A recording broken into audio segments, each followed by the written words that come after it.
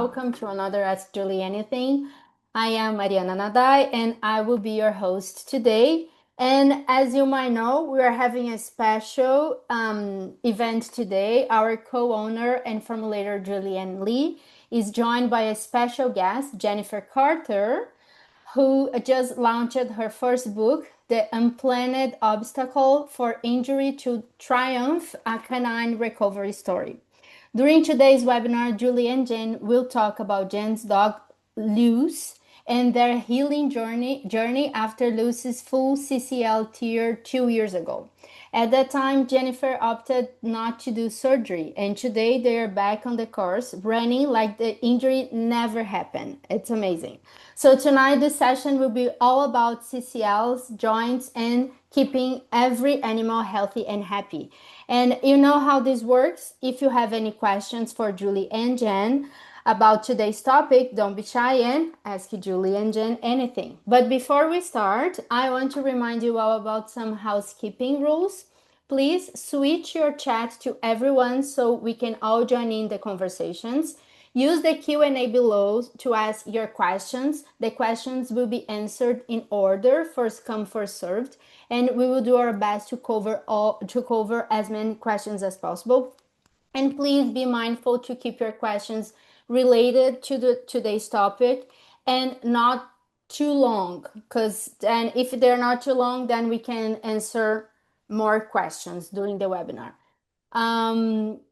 If possible, please include the full name of the disease or condition affecting your animal when writing your questions to make things easier for everyone, particularly to those who may not be familiar with it. And one last thing, today we'll be drawing a signed copy of Jennifer's book and one of our Jump for Joints and Potency during the webinar. So stay here with us because only the people attending the event will have the chance to win. And I promise my final words are the most important thing of all. The session provides a judgment-free space with only the health and happiness of our animals and the planet being our core goal. So without further ado, ladies, the floor is yours. Thank you. I'm excited to have Jennifer on tonight, and with the name of her book is called, you already said, The Unplanned Obstacle from Injury to Triumph. And I feel like that's such a cool name because I think with animals, we're always we're always dodging obstacles and trying to get around obstacles, and your obstacles are for real, right? Because they're like, I love that name because you are a competitive you're in the competitive sport, right? With your dogs.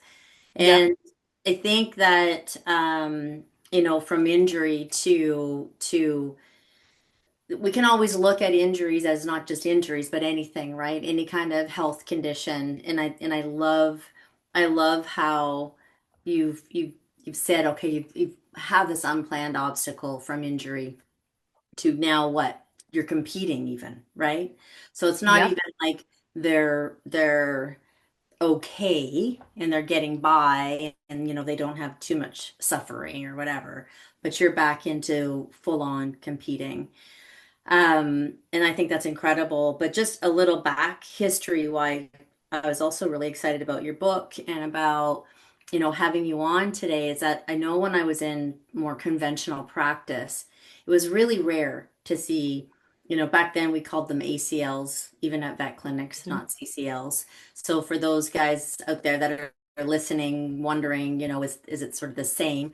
Jennifer's going to go on over the details, but it in the animal world, yes. So, but when we would see them back in the day, it would just be like you know, overweight Rottweilers, right? Overweight old Rotties seem to have that tendency, or Saint Bernards or things like that. And then, as time goes by, I know that in my practice, just before I left my practice in Vancouver, we were seeing, I don't know how many a week, from everything to like, you know, min pins to to large breed dogs, young dogs, dogs that were competing, dogs that weren't doing anything.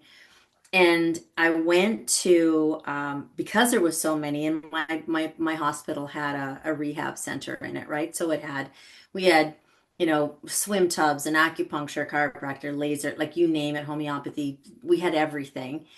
And I went and did a rehab course in Florida, a canine rehab course in Florida. And it was really eye-opening for me because I think I went in 2001. And there was board certified orthopedic surgeons there, and then there was there was all kinds of different people taking this course. And I, brought up the thing is like, why are we seeing them? Why is this such a broad range? And so many of the veterinarians, the surgeons were like, because it's not always an injury, it's, immune mediated. So it's an autoimmune condition, chronic inflammatory condition that you don't notice until they turn the wrong way. And then like the destruction of the ligaments and supportive tendons and things like that are weakening, but we can't see it on the outside. And Right. then or it's a full-blown injury, right? Like where they're just ripping around and they do something insane and they tear it. So it's an interesting topic. It affects a lot of dogs. And Sure does. I want to dive in now because, sitting across from like literally hundreds and hundreds of clients with dogs with this condition, I think the hardest thing was making the choice of should they do surgery, what kinds of surgery should they do if we were going to do surgery, or were they going to try to heal this without surgery? So Right. that's why you're here and with Sure your is. experience in your book, and I'm excited for you to tell everybody uh, what you've learned and all the amazing stuff that's come your way from this happening. Yeah, thank you so much for, just creating a platform to be able to share and educate. And, um, I'm a firm believer that our dogs are the teachers here. And they try very hard in the course of their lifetime to teach us what they can. And if you're paying attention, you can learn a tremendous amount. And for me, this was Luce, my dog, teaching me about this injury and wrapping up a lifetime's worth of experience into application, right? Mm.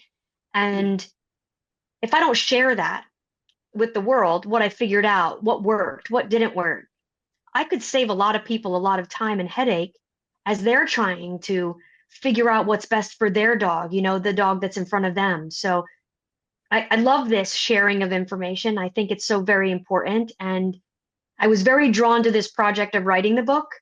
I am a PhD candidate. I am all but dissertation at this point. Everything else has been done. And I put my dissertation on hold because I was drawn to write this book. I felt like it had a place in the world and would reach a lot more people than my dissertation. I'm sure it will. Yeah, um, so I appreciate it. So thank you, Julie, and thanks for making a space for this. I'm hoping to help out a lot of people on this call, at least have you leave this call with some ideas and some empowerment to be able to apply something to your current situation, maybe. Maybe it's preventative, maybe your dog's not injured, and this is a way to think about prehab instead of the, Seriously. you know, um, reactive, to something that already happened. And look, if you've already had surgery and your dog is recovering, well, then you know what? What's in this book, what's in this conversation is going to help you keep your dog functional for as long as they possibly can be. So, once your dog is injured like this, it's a weakness in the body. It's an area where the body can struggle. And we have to support them. We have to support them ongoing. It's not a set it and forget it. Your dog is not set it and forget it.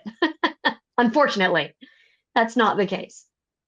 Well, and that's a good point because, if someone breaks their leg or they do, or they get a knee replacement or they tear their ACL or they tear their meniscus or whatever, and they have to have the the surgery, the set it and sort of, what did you say? Set it and forget it? I forget what you Yep, set it said. and forget it approach. Yeah, Yes. it doesn't work. And the No. difference is that as a human being, we can communicate it better, right? Like we can go, oh, Right. wow, you know what? Like now Right. instead of jumping out of bed in the morning, it's like it's stiff, I couldn't do that. I used to be able to do this. I can't do this now. Or, Right. my opposite leg is hurting because of compensation from, Right. having surgery on my other leg, or now my hip hurts or whatever. Like it's so much easier to communicate that. Whereas when you're a Right. dog and you're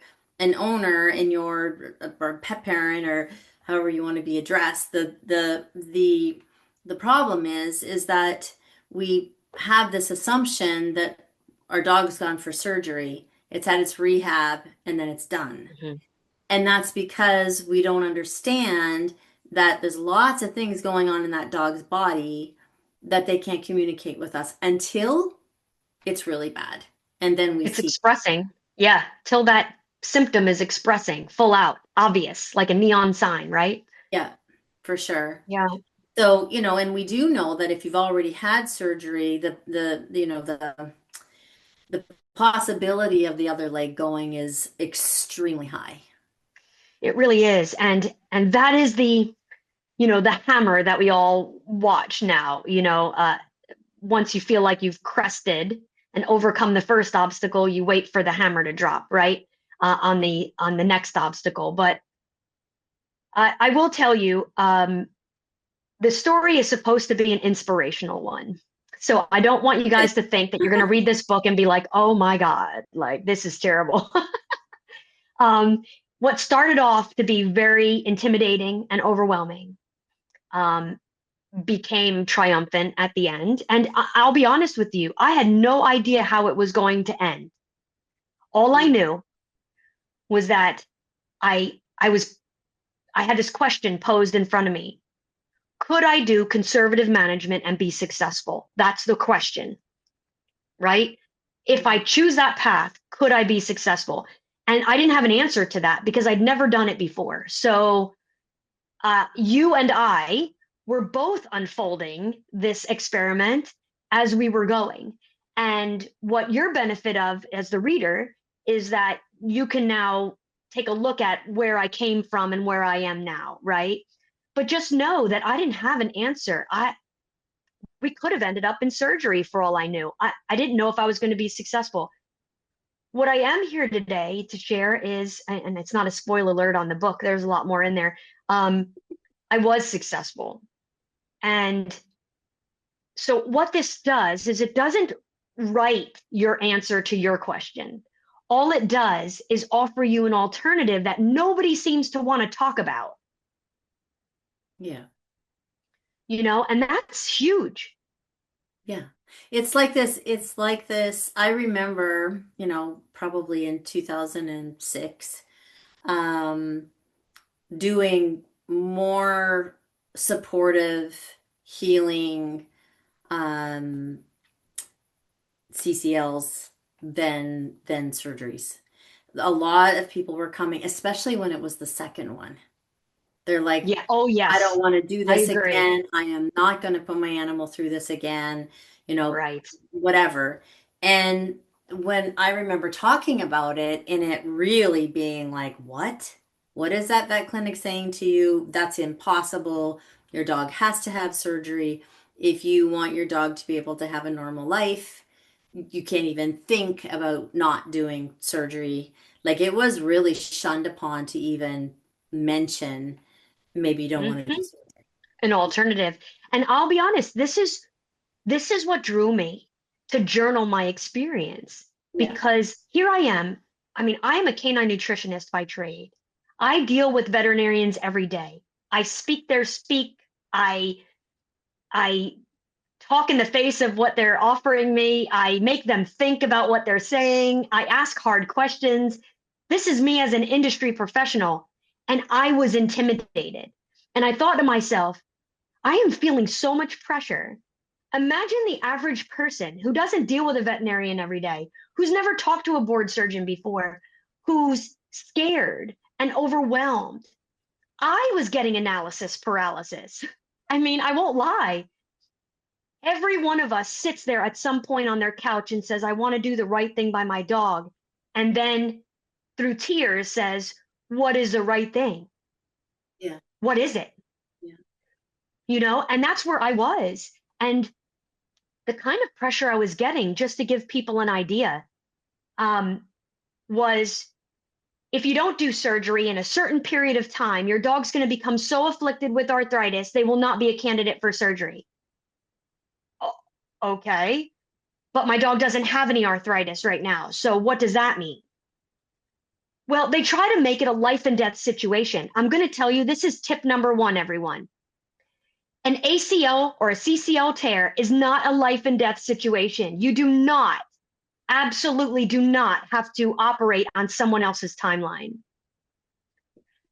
So you just need to take the pressure off yourself and know that your dog may be uncomfortable. Your dog may be having experienced pain, but they're not going to die from it.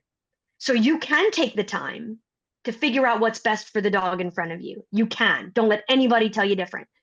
And they're not going to be riddled with arthritis in a week and a half. It doesn't happen like that, kids. It doesn't happen. Now, your dog may already have some arthritis brewing, but you know what? That arthritis has already been there and your dog was fine a minute ago. So it's not a march to death. The other pressure that I was getting was, and I got it from my regular veterinarian saying, oh, you're going to have to do surgery. She's so athletic that you're never going to be able to compete her. And I was like, who's got the crystal ball? Because I don't have a crystal ball. Why does everyone else have a crystal ball and they can tell me what's going to happen? And what I knew. What are they basing that on too, right? Sorry to interrupt, but like no, you're fine. From a perspective General that assessments. yes, like I would have these conversations because we were a full hospital. I mean, we would have Right. had an orthopedic surgeon come in. First of all, I didn't subscribe back then to an average vet, not an average vet, but your general practitioner, Right. like General practitioner. Yeah. any of our general practitioners at my practices doing the surgery. We would always Right. call in an orthopedic surgeon. It didn't matter which surgery they decided on, right? We Right. would always use a surgeon. And um, when I would say to them, well, what about this? And what about that? And what about this? And we can do this. And we've seen lots of this and this, telling them all of this, all the alternatives, right? Like other veterinarians that, because people would come to us for second opinions. So they already had their regular conventional vet. Then they would come to our clinic as an Correct. alternative. Same with me. We're coming to you for a second opinion. Do we have to have the surgery?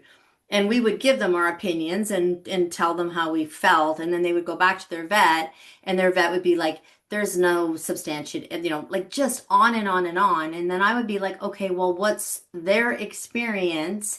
That might be if no one, if that dog doesn't have surgery and you don't do anything else to heal that dog. Do you know what I mean? It's going to get a buttress. It's going 100%. Yes.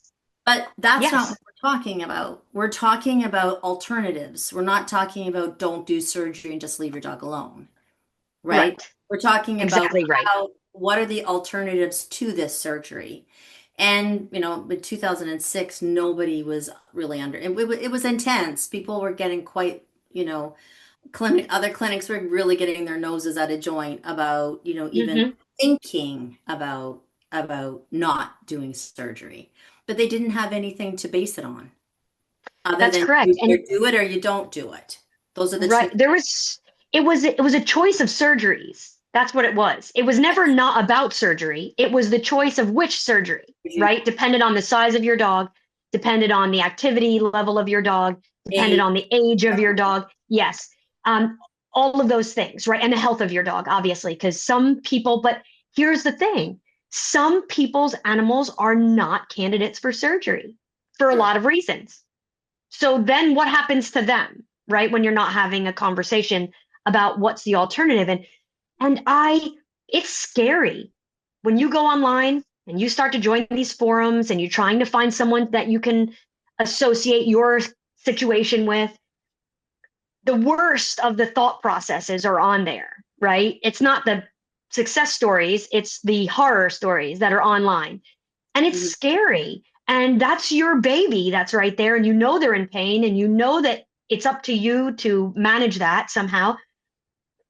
And you want to do the right thing. So I brought up, so here was my red flag. Here's where I had to draw a line in the sand. I contacted a very well-known board surgeon, somebody who works on really, really high-level agility dogs. And I'm fortunate that I live within a couple of hours of that person. And I said, okay, money aside, if I got the best board surgeon who looks at this issue all the time, right, knows the best way through, I'm going to bring my dog in. They're going to look at my dog. They're going to give me their idea of what's best for her. And then we're going to make an informed decision. This was the logical, science based, pure science Jennifer just arrived on the scene, right? Here I go. I'm trying to be emotionless, trying to be not the caregiver of this dog, but trying to be the science based good thinker, right? And I get on the phone and they say to me, okay, we had an appointment open up on Tuesday, which was like 2 days from where I was. You can bring her in then. I said, great. I'll send you the radiographs. I'll send you all of these stuff that has been done so far. And then you can do additional tests if you need, or your own x-rays. And they said, oh no, you're bringing her in for TPLO, for surgery. And I said, don't wait, don't you want to see her and put hands on her first and make sure that the diagnosis is even correct? And they said, nope, TPLO is a gold standard. I'm sure this is a tear. We're doing it. Come Tuesday, $8,000. Or you can apply for this care stuff. And I was like, wow. I felt sick. I was like, okay, so here, ladies and gentlemen, if you tore your ACL and your doctor said, I am not going to look at anything. I'm not even going to look at your own leg. You prepare yourself for surgery. Come in on Tuesday. We're going to cut you open. We're going to cut your tibia. We're going to Yeah, it's a put some big one. pins in. And I have never even seen you and you're not my regular patient. Would you guys belly up to the bar on that? Who would go? No one. No one would, in their right mind, allow someone who's never seen or laid hands on you cut you open. Yeah. Okay? No. Why do we do it for our dogs? Why would I subject my dog to that exploratory surgery?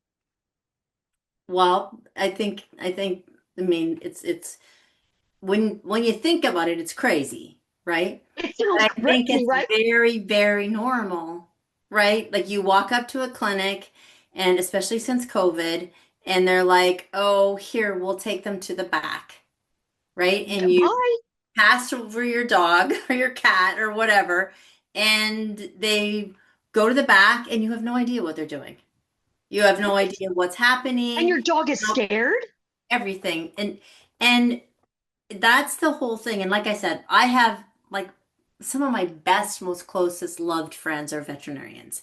So Same. this is not a dig, but the veterinary industry wants and all my friends that are really close to me that are veterinarians stand in the belief that you need to be empowered, right? Like that you want to give Right. them the most education, the most information possible. But the industry makes you feel the pet parent feel like you don't speak dog, so Mm-hmm.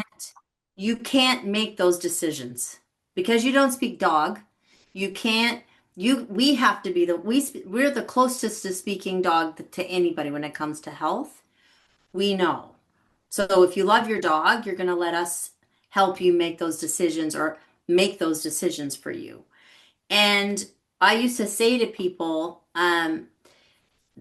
but think about it. If you have an infant, if you have a human infant, a child, and it's one, it doesn't, it's before it can speak. Are you going to do that with your infant? Are you just going to pass them over and have no idea, not Right. ask questions, not be like, hold on a minute, like I want to understand this and explain this to me a little bit more and tell me exactly what that blood work means or tell me, is there alternatives? What about this? And but we do that with our animals. It makes no sense. It's It really scary. You're absolutely right, Julie. I the reason that I wrote the book too was to share with veterinarians and vet techs the angst that a pet parent goes through when presented with these things in this way. And if they never hear that feedback, hey, you're freaking me out. Like, this is why I chose not to do this. I ran from you because this is what you said to me, and this is how it was received. And it wasn't received well. And if we never share that with them, it makes it hard to expect them to really be able to communicate with us better. yeah. So I'm hoping I have a lot of vets that have read this. I have a lot of vet techs that have read this. They really embraced it because it wasn't a vet bashing thing. Oh, There was no angst against vets. What it is to help the communication, to work as a team. This is supposed to be a team effort. And so what happened for me was I found the most incredible rehabilitation vet, and I was smart, and I stood up, and I pulled all my strength into my pants and pulled them way up to my big girl pants. And I made an appointment with a rehabilitation vet with no idea how that person was going to instruct me. yeah. I expressed to the rehabilitation vet what I wanted. I wanted to do the least invasive thing before I did the most invasive thing. My grandmother used to say to me, measure twice, cut once. Yeah. So this was me measuring twice. Yeah. Life lesson, right?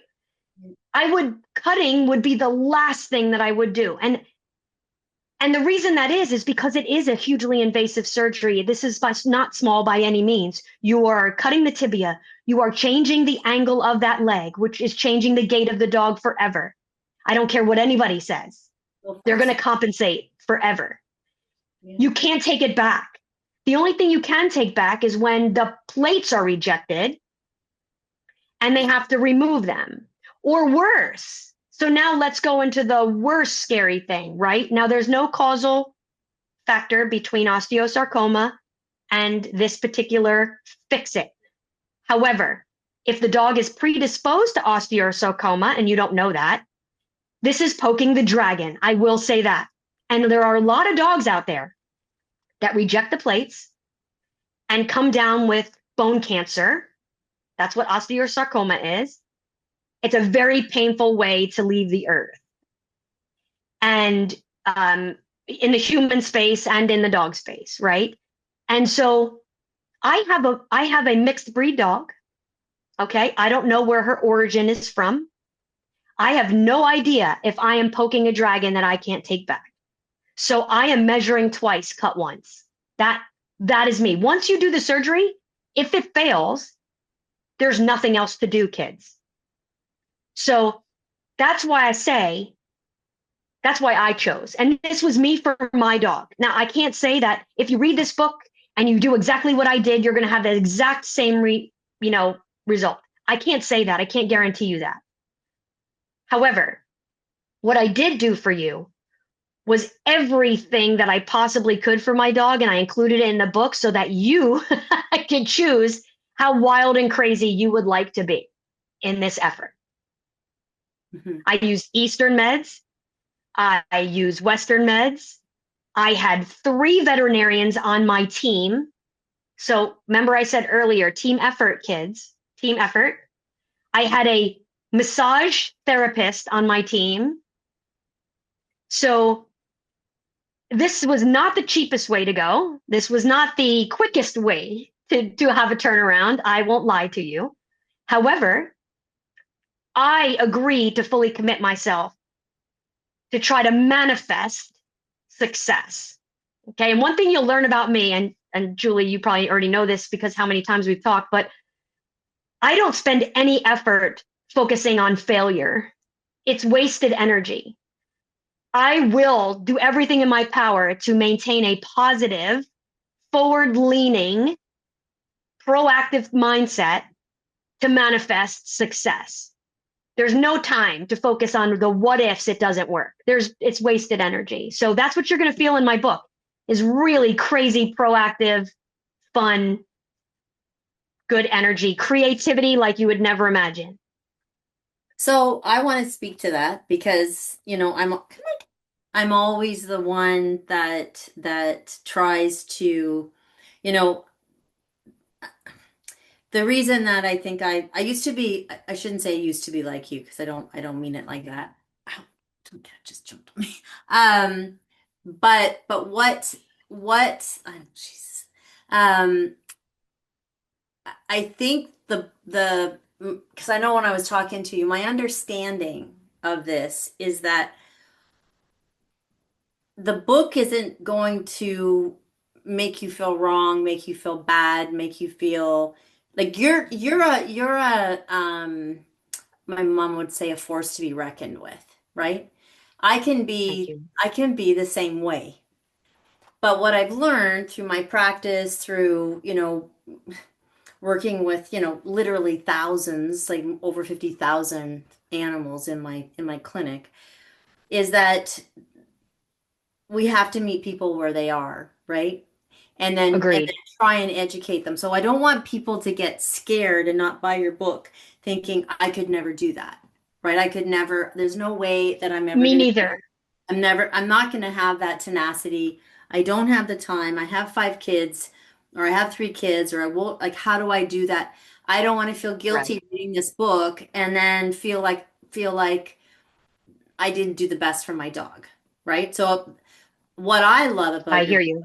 and what I love about your book is that you can take so many, you don't, it's not like, okay, I'm passing my dog over to this vet. It's going to have a TPLO. And like you said, okay, it's fixed. I'm closing my eyes. I'm walking away from it. That's not the intent. Or I'm going to be like completely uh, swallowed up for the next year helping my dog, right? It's Right. that and this and everything in between. Your book, I'm talking. Correct. So, Yeah. so if it's not like a guilt trip that if you go, I have to do, or even like family dynamic, right? I can't tell you how many divorces that I thought I was going to see in front of my face in my clinic, right? Like I people can come imagine. in and one partner be like 100% on this side, other partner 100% on this side, and then I'm trying to like, okay, how how do I do this? Um, but what's so great about the book is it gives you such a wealth of knowledge to meet you where you need to be while doing the best you can for your dog, not just be like, Right. my mom would say, don't throw the baby out with the bathwater, right? Like, don't just go, okay, well, I don't have time to not do surgery, so I'm just going to close my eyes, do surgery, and then not think about it. You explain the Right. surgeries, you go into detail, you give people information in this book for them to be able to do the very best that they can. And if the very best they can is what you do, what you did, awesome. But the very best they can Right. won't be, and this is what I would have to say, isn't just taking your dog, dropping it off, having it have surgery, and then forgetting about it, right? Right. So I Right. think that that's what's so great about the book, and and that you're giving people hope, you're giving people that support, like, okay, no, you're not crazy to think that maybe you don't want to have surgery. Actually, that's the best thing you can do is question. There's nothing wrong with surgery, but Yeah, I wanted to be able to give enough information for people to ask the right questions, to know what to ask. Yeah. right? I To make it I an would informed decision. yeah, but I would say because like when I had my clinics, we were pretty early on with rehab, right? Like Hmm. I opened my clinic really my first clinic. But my clinic that had all the rehab and swim pools and stuff, there wasn't a lot of those around back then. So the majority of the dogs, that is what they were getting. They were getting surgery and nothing else. And there's Right. still not a lot of places that offer rehab. So I would say, when you say there's nothing wrong with surgery, I would say I still believe that no animal should have any kind of orthopedic surgery without rehab after. I agree. I You know, agree. And like you know, there some doctors don't even give their people a plan that's of, what I mean. and they're online and they're asking questions. When can my dog start playing with another dog? When can I start doing these exercises? And I feel for them because they're lost. They're begging for help. What Yeah, do I do? I don't want to create an opportunity where, like you said earlier, Julie, they tear the other ligament in which the is good leg, really high. or they mess up what has been done, right? And if there's research says it's at least 50% chance Yes. Yeah, for that's what that I'm other saying. leg. And It's a huge possibility. yeah, and one of the things that I do in the book is I really help people understand that whatever you do for the bad leg, you have to also support the good leg. Yeah. And this is how you do it, right? So I will tell you, Julie, and I'm going to knock on wood because I'm going to kick this out to the ether right now. Um, we're 2 years out, and her left leg is solid. Knock on wood. I'll use my head. Um, because whatever I do to support the injured leg, I also work on supporting that good leg that she has put a lot of pressure on over the last 2 years with offloading weight, from the Yeah. weaker leg. Yeah. So, and there's a lot of things that you can do to build up the core in your dog. And these are not things that you need to pay somebody to do. I try to put in my book, here are some things that you can do at home, build up that core. Um, One of the things that I did not do with my dog, that's a tip number 2 in this little talk. Wherever you can get a baseline of your dog, Yeah. it's important to do so before they're injured. And I'll give you a specific. I never measured the circumference of my dog's muscularity of her rear legs. I never understood whether they were the same circumference, or not. And so she got hurt, and we're measuring them, and I couldn't tell if it was atrophy or if it started out uneven because I didn't have a baseline. That was a missing number that I did not have. And I try to encourage people, if you have an athletic dog and you have more of a propensity for injury than the average dog, right? You should take a baseline. You should measure the circumference of your dog's legs and make sure that they're even. Make sure that one is not more muscular than the other, or how you can build up that weakness before the injury happens, because it's contributory. If there's a little bit of atrophy on one leg, then they are offloading to the stronger leg. Yeah. And that's their body's trying to tell you that, but we're not observant, right? So that's tip of the day there. If whatever you can find a baseline, whether you're getting a baseline on gut microbiome or blood work, or the same way that you would think Everything. about doing a thyroid, you want to have a baseline because when their thyroid goes off the rails, you want to know when it happened, not And wonder. we used to, especially, in the beginning when not very many people were on raw food diets and stuff.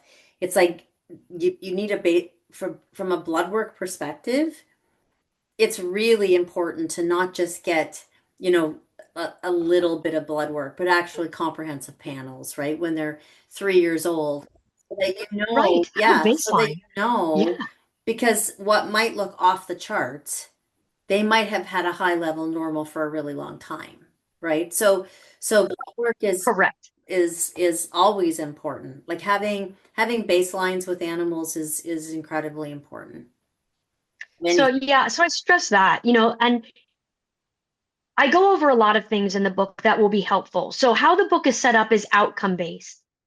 It was based on what outcomes I wanted and how I reached those outcomes through nutrition, through supplementation, through yeah, training, through therapy. So the reason I say that, because just as Julie said before, I don't want you to be intimidated by the book. I think this book is going to be a resource for you for a lot of reasons. Let's say you're battling inflammation in your dog's body.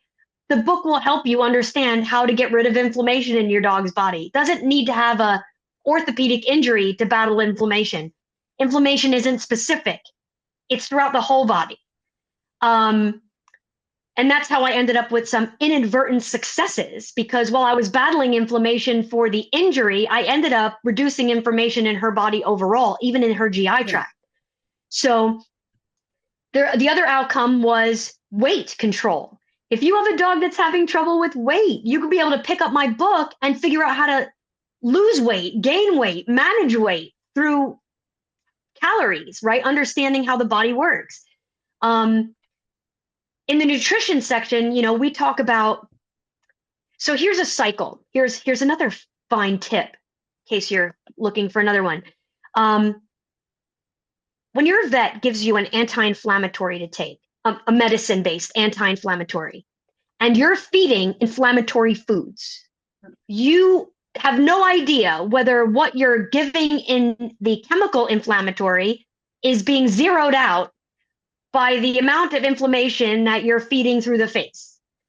So the foundation of everything, if there's one thing you get out of the book, it's how to, what I call adaptive nutrition, which is taking your regular nutritional schedule and adapting it and tailoring it to the issue that is in front of you.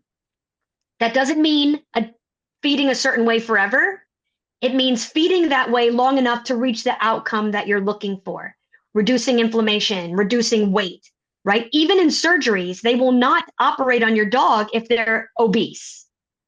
They try to get you to have your dog lose a little weight so that when they're done with surgery, they're not tearing the other leg.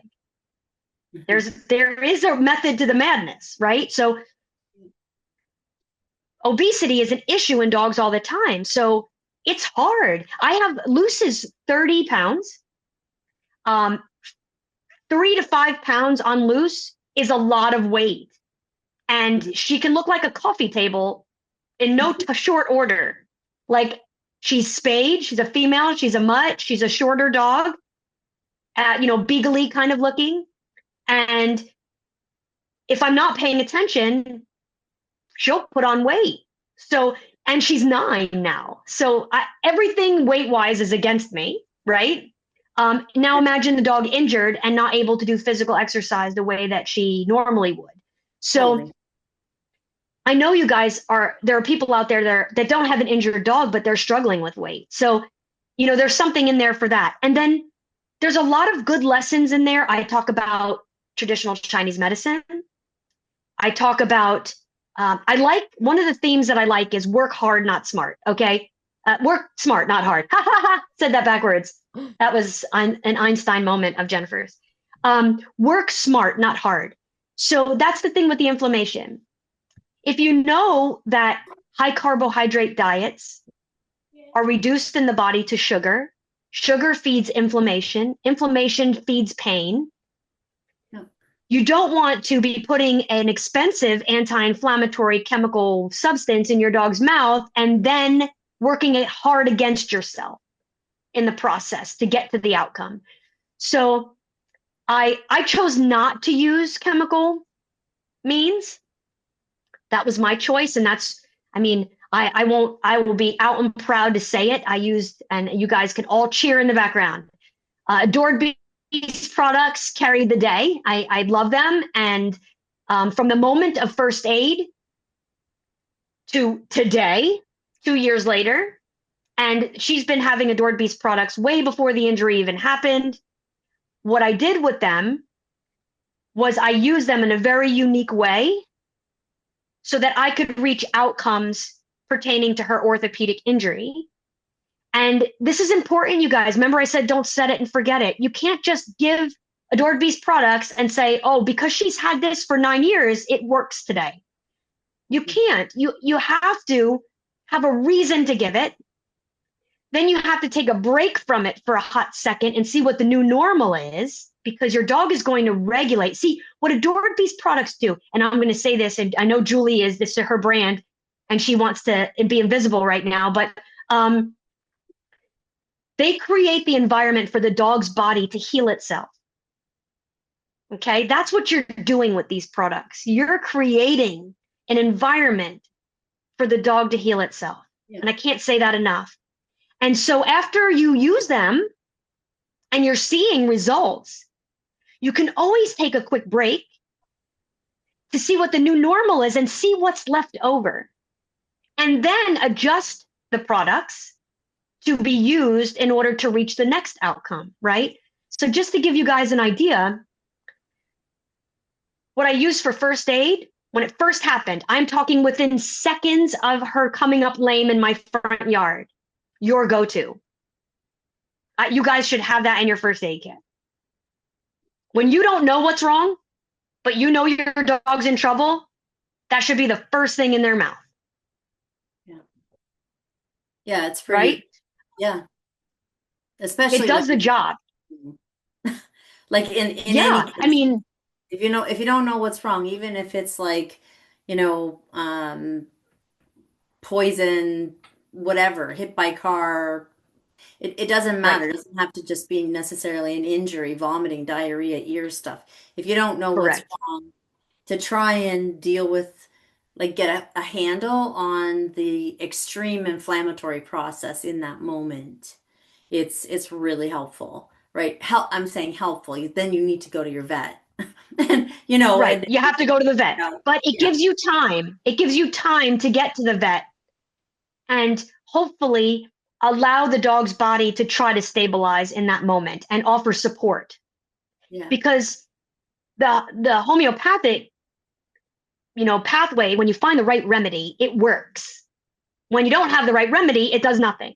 But when you have the right remedy, and that tincture has a number of different remedies, it's going to find its way. And if it's the right remedy, you're going to get a response, a positive response. So the other thing that I did in the beginning of the injury was use phytoplankton. And I want to bring it up because I know that we use phytoplankton for a lot of reasons. I used it in the throes of healing in the first month or so because it reduces muscle damage. That's why I chose it.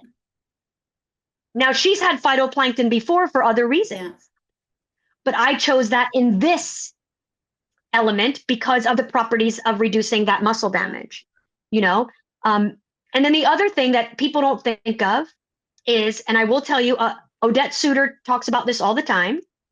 If nobody knows who she is, you should look her up. Her main focus is in stool and the microbiome. She will tell you that when an injury occurs, the landscape of the gut is changed immediately. 100%. And if you allow that change, which is never for good, it's always not for good, especially when the body's in trauma. Yeah. If you allow that change that is not for good to continue for long periods of time, bad information is sent to the brain, and that's where the brain creates inflammation to try to battle. So one of the things that I did for Luce by instituting here, Jump for Joints, Phytos Flora, trying to keep that gut healthy and balanced for as long as I could so that healing could happen. Mm-hmm. Yeah. Because the body will try to heal right away. Yeah, for sure. I mean, what you're doing is you're just ticking off all the boxes, like you said, to support the body to do what it would naturally be doing, right? So you're giving it the tools Correct. to do what it innately knows how to do. Given the right tools, Correct. it knows exactly where it needs to go, exactly what it has to communicate. So and you're right, like with the gut. I mean, I say it sometimes in a different way, is that it's the conductor. So by making Hmm. sure the gut remains in its pristine state, that conductor will send the information to wherever it needs to go to heal whatever it needs to heal, right? And Yep. and the other thing I wanted to mention too is that a lot of times a fully torn ACL can be a partial rupture too, right? It doesn't Bingo. it Mhm. doesn't need to be and it can look brutal. Like it can Yep. look Yep. torn. And um Jump for Joints was um formulated at my practice for animals with partially torn ACLs. And then it was also given for fully torn ACLs to support muscle, to support cartilage, but also to really support the other leg, to give that other leg Correct. all the support it needs to so it doesn't blow. Correct. I can't tell you, honestly, I'm not joking. I can't tell you the amount of second opinions we saw that were on their way to surgery because they had a partial drawer, they had, whatever. Hmm. They were, positive, and even based on an x-ray, right? Well, you can't base it on an x-ray because You cannot. you can't, and that happens. It still happens to this day. Scary enough. Animals are diagnosed with CCLs, ACLs with x-rays and not with ultrasound or not Right. with a CT scan or not with the proper diagnostics to say, yes, this is actually fully ruptured. And if it's not, this complementary care or alternative modalities can bring that body back to balance like unbelievable. Yeah. It's Yeah. it's scary. Like my boyfriend's dog, he's a 3-year-old German Shepherd, and before he was living in Victoria, and he is a nut bar, so he was running around, slipped on something. I can't remember what it was. Came up dead lame, and he looked like he broke his leg, and it was just dangling. Oh. So, Oh. took him in. They were like, okay, we can schedule for surgery. Like, this is definitely like he wasn't even toe touching. It was just dangling. And I'm like, hold on. Oh. He, Poor thing. how sensitive is this dog? How high of a pain tolerance does he have? Whatever. He's 5 years old now and he hasn't had to have surgery at all. And That's this was fantastic. it he was healthy, he was young, given the right tools. It was on dry Right. dog food. First thing, it's like get him off dry dog food because I just met him. Right. Just even putting him on real food that the body could Right. absorb and use properly, putting him on Right. probiotics, put him on Jump for Joints. I added some other stuff to it, and that dog healed. That's He amazing. yeah. So it's I'm so glad you wrote this book because I feel like it's also an unnecessary surgery or a surgery that's not followed properly with the proper rehab, undoubtedly, in my opinion, um, creates other issues, other It, long-term issues. it You really know? does. Yeah. You are not wrong. And um, so usually, the body will compensate. So it was Luce's right rear leg that was hurt. Mhm. And so her compensation showed up in her left shoulder, Shoulder. Yeah. right? So this is the part that you have to pay attention to because the body, dogs body be damned, right? They will shoulder the pain if it means that they get to do what they get to do. So you just have to help them take care of themselves in that space, right? Where they're conservative. And it's not forever. And you will have setbacks. And it's in my book. I didn't only share the good things and kept the bad things to myself. I had many a moment where I was like, oh, I just undid everything I worked on.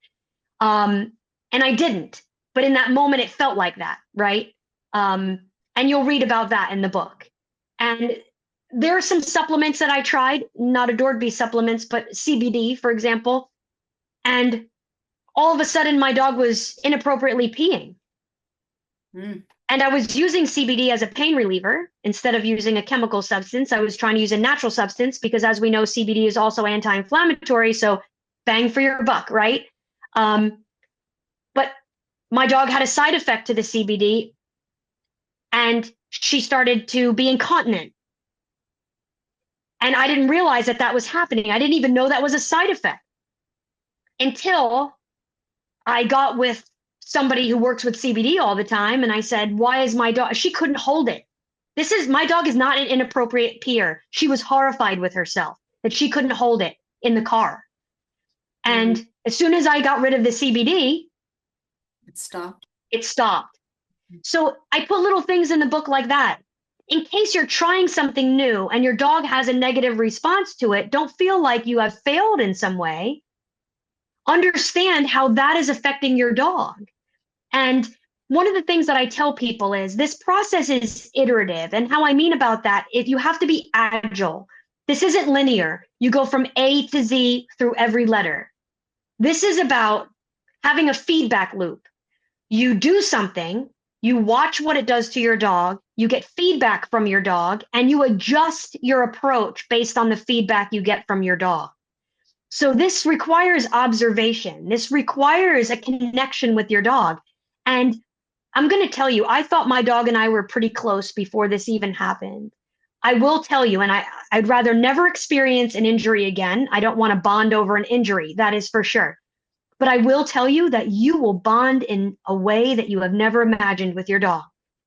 When they are in the trenches with you and you're trying to heal each other, Mm-hmm. it just brings you to a whole other spiritual level with the little soul that is sitting next to you. And you become a great observer of your dog, and you become it opens up this world of understanding your dog in a way you haven't before. So if you, not that I'm telling you to go out and have your dog be injured, please don't do that. I don't wish it upon any of you. But should you find yourself in this moment, understand that it is also a positive opportunity. It's not just a negative thing. It is a positive space where your dog's trying to teach you about themselves. Yeah, and I think, you're saying a lot of things that I think is can be translated through having a relationship with your animal, no matter what, because I do a lot of counseling for cancer, and I do a Yeah. lot. I've worked with thousands of cancer cases, and Oh. I always will say to people, I used to always say to people when they brought their animals in, the even without, even healthy animals, is, get a diary and pay Mm-hmm. attention. So Yep. start with Patterns. figure out what's normal with your animal before it's sick. Right. Get Right. close, get off your phone, get off your computer, get off and notice subtle changes. Like, so that when they're sick, before they're sick, there's subtle changes that are happening Right. that you'll pick up on. So that when they start to heal and those subtle changes come back, right? They'll Mm-hmm. go back to norm. Mm-hmm. It's one of the number one signs that you're on the right track, that you're doing the right thing. And Right. you talk about the CBD thing, that happens all the time, right? Happens all the time with everything. You need to understand that if you're noticing something, if you don't remember that you've just added CBD, you know, uh, Right. how are you going to know if you're not paying attention? How are you going to know? Oh, that started. Oh my goodness, yeah, like that started just around the time that I started CBD, or just around the time that I started anything. It doesn't matter. A different food. It doesn't. It started around the time when my kids went back to school, right? Like you Right.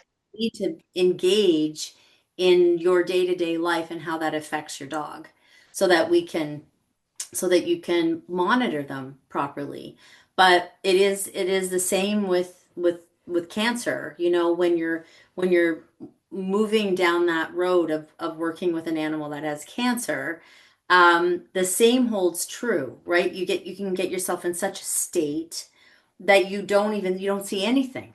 You're so worried Right. that your worry and your fear cloud your perception of, are they having a good day? Are they having a good moment? What did I do? Like, it's so important. It's so important in moving through that process with them. And the amount of animals that I worked with that had really grave like, 3 months to live, or even, sometimes Right. less, or, maximum 18 months, or at maximum 11 months, that continued for years. They still had cancer, but Right. their bodies were able to compensate for that. It's, and not Yep. in every Yep. case, in a lot of cases, really, really a lot of Right. cases, but it required being present. It required the Yep. parent to be present in the moment with that animal, so that they could tweak and switch and tell me what was working and what wasn't working, because I'm not with them all the Right. time, right?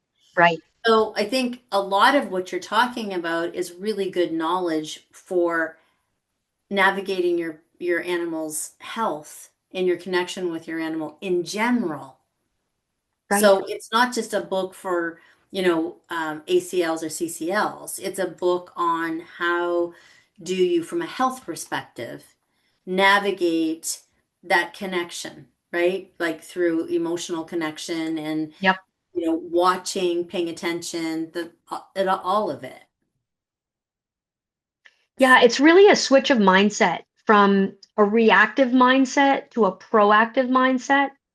And there's a whole chapter on training because let's say tomorrow you're bringing home a puppy. Somebody on this call is bringing home a puppy, and congratulations, by the way.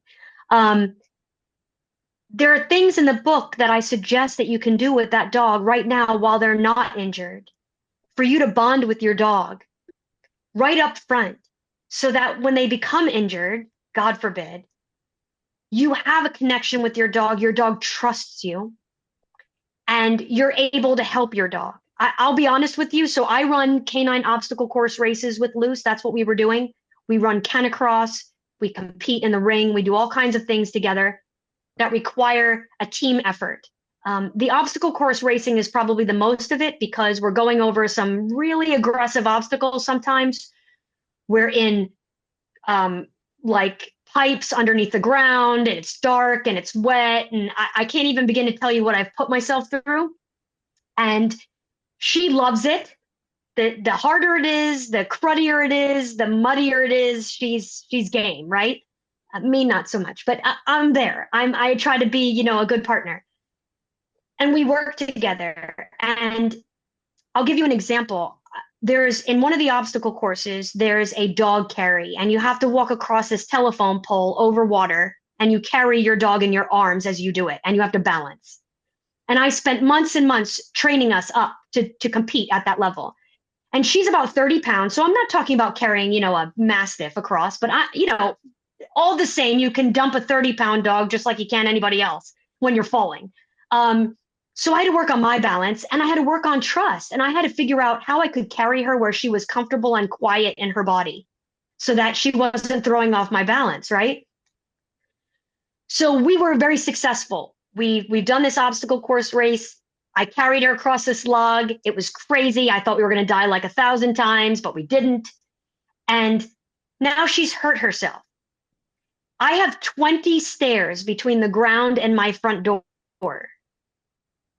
I had to pick her up every day, multiple times a day, and carry her up the stairs and down the stairs to use the bathroom. If I hadn't have developed that training and trust Yeah. prior Yeah. with a hurt leg and sensitivity to being picked up with a hurt leg, that never would have happened. I Yeah. would have had to change my whole life and live somewhere else in the house, and I tried to keep everything as normal as possible. Yeah, You know for what I sure. mean? Yeah. for everyone's sake mentally. You know what I mean? Yeah. And so it's just those kinds of things. That's why I bring it up, because there's also stuff in the book that teaches you to be proactive in your training, to say, how can your dog be touched by a bunch of therapists, have disgusting gel put on them while they're holding this ultrasound therapy wand that gets hot? So you have sensations that are new. You have things on their body that's never touched them before. You have equipment making sounds. You have to, these are the things that you can desensitize your dog to way early, Yeah, and for then sure. hope that you never have to use them. Yeah. Uh, So, Mariana, we have some questions, right? yes, We and have a lot, but let's try and find ones that are specific for that. I just wanna, I told before that I would be reading the questions in order, but it just, I was like reading all the questions, and you just mentioned, Jen, how like there's some things that we can do to be proactive. And Right. there's two questions here that I think from Brenda and Okay. Elaine that I think we can start asking them, and then we can go from the top. So Brenda is asking like, so Okay. being proactive, what supplements would you start out giving to a puppy to keep their joints in tip-top shape as they age? And Eileen, I think we can address both questions kind of together. Okay. She's saying like, please address how to prevent this from happening, like what activities to avoid and prevention supplements like EPA, DHA for joint supplements. Thank you. And there's another question also asking like how much exercise is too much. Yeah, those are all really good questions. So let's start with the joint one. The supplements, how to sort of support the joints, as they're growing up. One of the great, obviously, Jump for Joints is one of my faves, and my dog's been on that for years. It's lovely. Um, the other thing that you can do, even in your house, is bone broth. I mean, I can't tell you anytime, and I lean toward whole food choices as much as I possibly can. Okay. And I lean on homeopathy, and I lean on herbs. I lean on natural, they originate by growing somewhere, they're not created in the lab. Okay. So those are my go-to choices.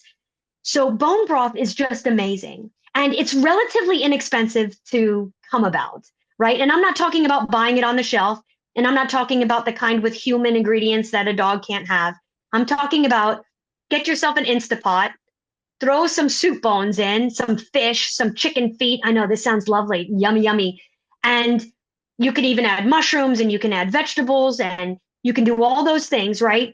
And you add a little apple cider vinegar, and you're off to the races, and you come up with this beautiful bone broth. And you can drink it, and your dogs can drink it. It's good for both of you. It heals the gut. It is very nourishing. It is very calming.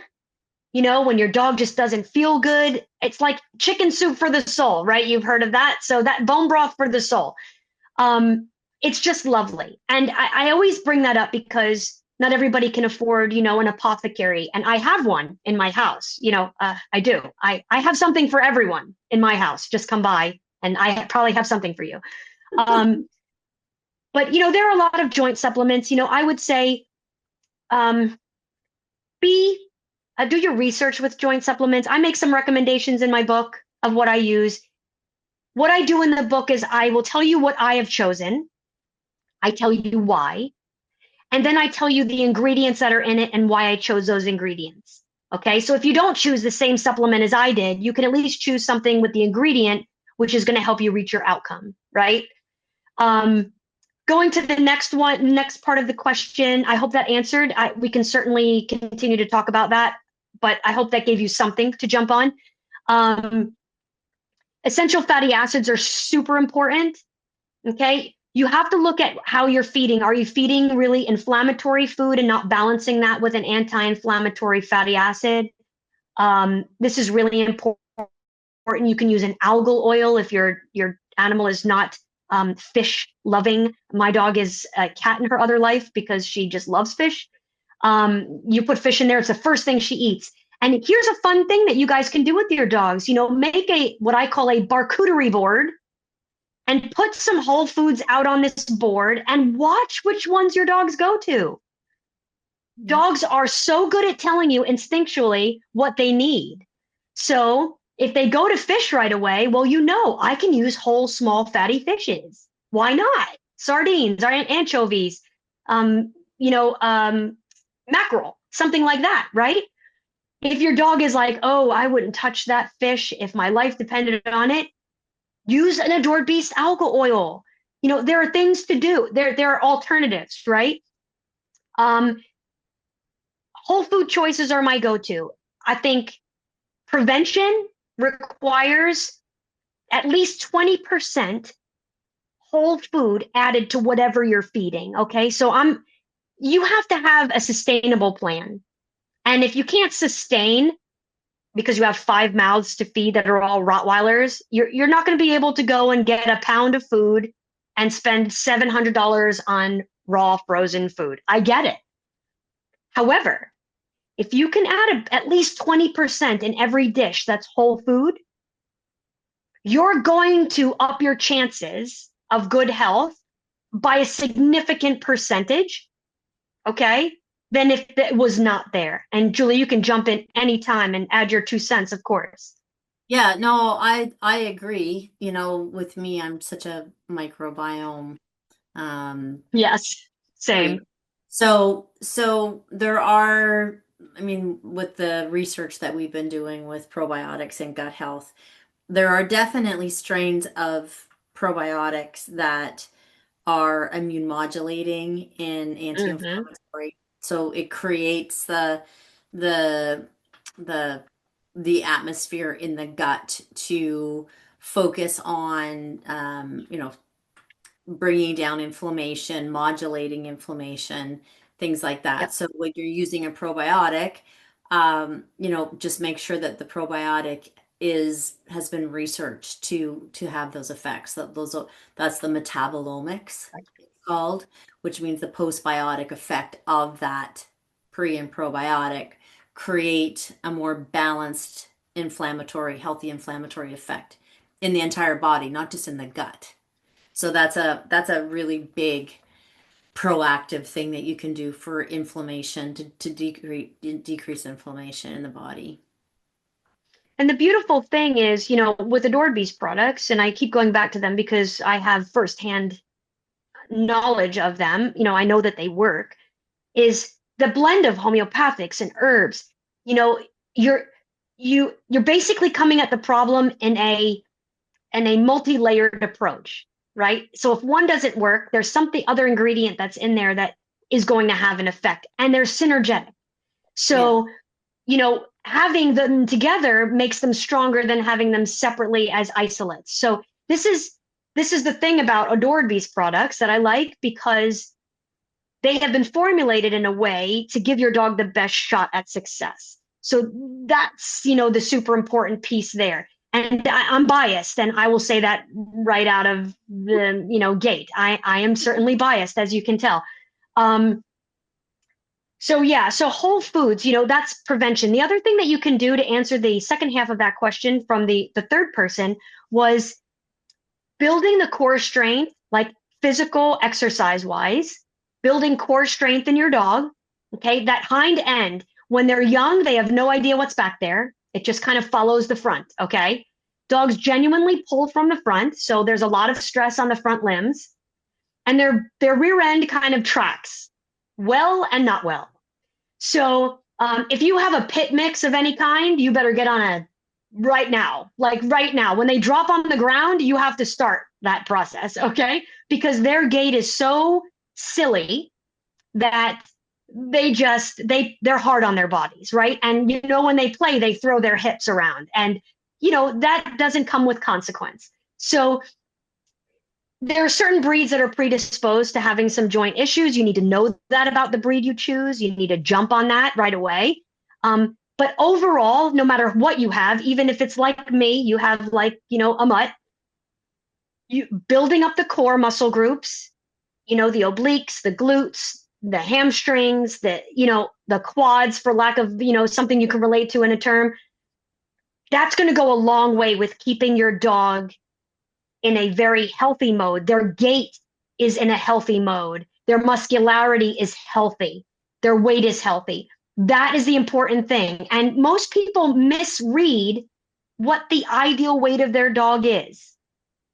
Okay, so if you need help with that, you can always reach out to me. I can help you.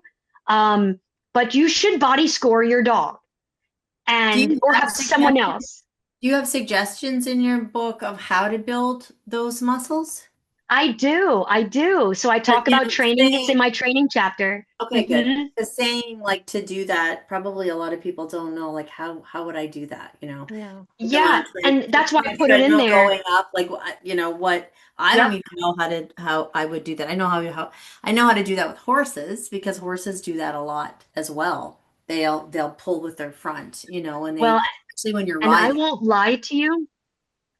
If you can find, when you're looking for a rehabilitation vet, if you can find an equine vet that Yeah, works with small animals, let me tell you, these types of injuries and unbalanced body gait and all that is so very prevalent in horses. yeah. You're going to have a very smart person on your dog's side. Yeah. Yeah, if you can't find one. What about if we're going down, Mariana? I think this is a good one too. There's someone that says how much exercise is too much. I feel like my 5-year-old 31-pound golden doodle doesn't Yeah. self-regulate, and I don't know when that she will stop when she's tired. And together with that, there's some a piece of another question that it's like, is there anything that we have like we need to avoid doing with our animals to not get injured, like when they are exercising or when they are playing? Is there anything that we shouldn't be doing? I don't know if there's any. So Yeah, you're asking someone who goes through tunnels of mud and water with their dog. So I don't know if I'm the best litmus of what not to do with your dog.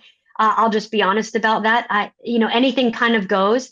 Um, what I would say is, I get it. There's a lot of, I mean, look at border collies. They'll work all day long. They'll work till they die. They'll die right there in that holding position. Listen, they're obligated to the task, right? So yeah, I mean, look at labs. They'll play. They'll go after that ball 100 times until they drown, right? It's Um, around. Yeah. so you're not alone with your exuberant dog. Trust me. What I would look for is um, a healthy off button, and you can train in an off button. Okay, which means that yes, they're going for 45 minutes out of an hour, and then you ask them to switch on that off button for 15 minutes, right?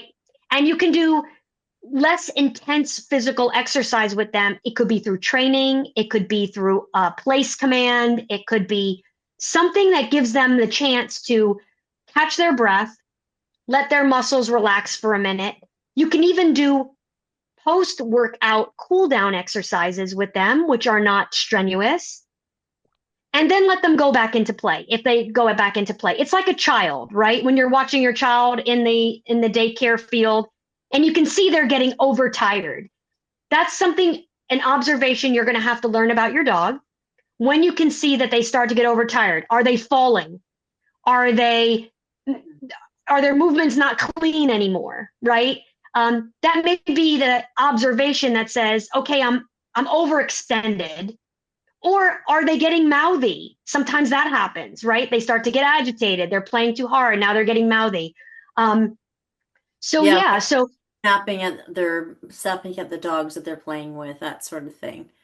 Yeah. yeah, so those are the observations that you're kind of looking for to say, my dog might be cooked. You know what I mean? Let's take a break for a second. Let's get some drink. Let's get some electrolytes if that's the case, or just have a little snack and relax for a minute. Yeah. So you're looking for that for too much exercise. What I wouldn't do is listen, your dog should be able to do whatever the heck they want and dog, right? I will say that. I don't think that we have to regulate them in that way. However, I do think warming up is important. And I do think cooling down is important. And we forget, like even us in the ring, how many of you have competed in a ring? You wake your dog up, you're like, time to go. You load them into the car, off to the trial you go. Then you're all set up, and then you pull them out of the car and you're like, let's do this. and they have no idea even why they're there, right? Because you haven't even connected with your dog, you haven't bonded with them. So here's my suggestion: there's never going to be a bad time to warm up with your dog, to connect with your dog about what's about to happen. It's the same thing before you go to the dog park. Don't just throw your dog in the car, throw them in the dog park, and now they're having a grabbing situation with 14 of their closest friends, right? And their muscles aren't warm and they're sprinting. Okay, these are all the danger signs. So, what I would recommend is before you go let your dog into the dog park for the big hoo ha, do some figure eights in your legs, do some sit stands, do some bowing and stretching. Put your hands on the rear end of your dog and warm their muscles, okay? Um, Jog with them for a few seconds, walk back and forth for a few seconds, and then release the kraken, right? And I think the other, what I would see, like there's two things that I've seen that I think contribute to that is that, if a dog sort of sits in an apartment all week long and then Mm-hmm. it goes to the beach where they're throwing a frisbee or they're throwing a ball, right? So they're already Right, like in deep sand, they need to be more agile and they haven't done anything all week, right? And then right, all of a sudden weekends it's like ooh, let's go. Or the other thing that I've seen is when people over with when like a lot with bikes. So if you're riding with your dog with your bike, like a bicycle, and it's hot, right, I've seen dogs injure themselves when their bodies are focusing on cooling down because they're overheating. Like you're on a bike, you're not feeling how hot it is out. A dog's on the pavement, its feet are on the is on the hot ground, and it's running beside you. right, It's not necessarily thinking where its feet are at a certain point. It's concentrating on, you know, deregulating or regulating its temperature. So it's not as conscious, its body's not as conscious of what it's doing. It's more conscious of not over expiring from the heat. Sometimes I wonder what people think when I see people out in the heat with their dogs. It just kind of yeah, blows my mind to think that we still don't have the education or the wherewithal that they right, don't have shoes on their feet. The pavement's probably, 47 degrees. right. They breathe through their feet. There's a lot of misunderstanding about that. So I have seen lots of dogs come into my clinic with heat stroke. It's not an uncommon thing. So rather than exercise, Yeah. I also think people need to pay attention to the weather. So one example, just to give you an example from my world, in Canicross, the dog should be out front and dog should be pulling. Okay, that's the whole point. They're out front, they're pulling, you're behind them, you're running with them or walking. Yeah, One way that I know my dog's getting tired is she will drop back next to me. right. So when I see my dog not pulling out front anymore and dropping back next to me, I know that she's reaching a threshold and I have to back off. Hmm. So this is the kind of observation thing that you need to learn about your dog when they're trying to, they can't use words. And if she did, we would be rich and I would be on television. And if she said to me, Mother, I'm so tired, please stop running, I'd have heart failure in the woods. But, um, or I'd think I lost my mind. But that's the way she tells me, that's the way she communicates, is that all of a sudden the line is not taut anymore and she's not out front.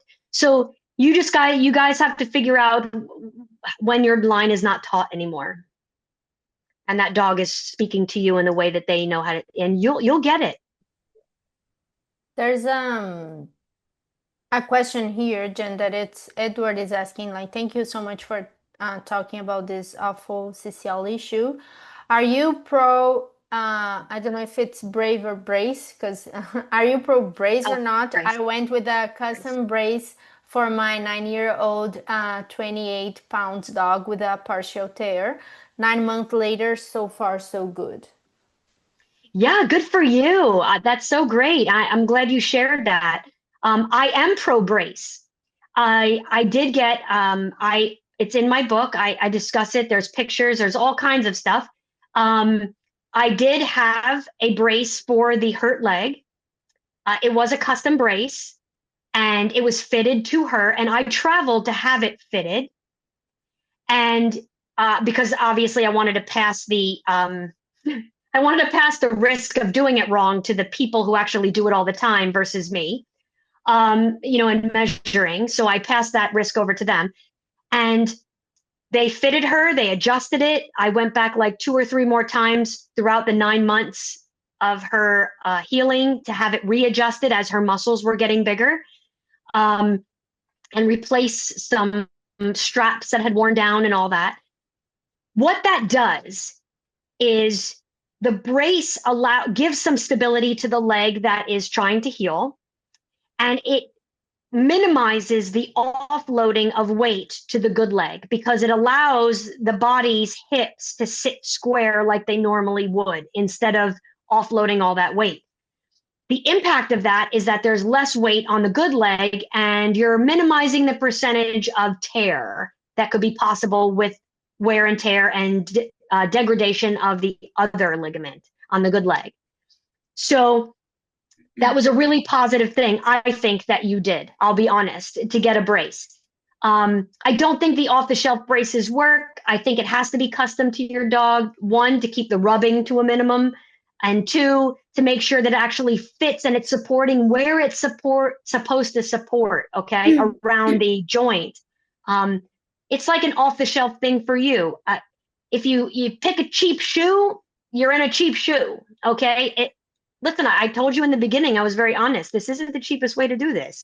I'm going to tell you, you can't stop working and fix your dog this way. However, the good news is that it helps. Now, I will say this.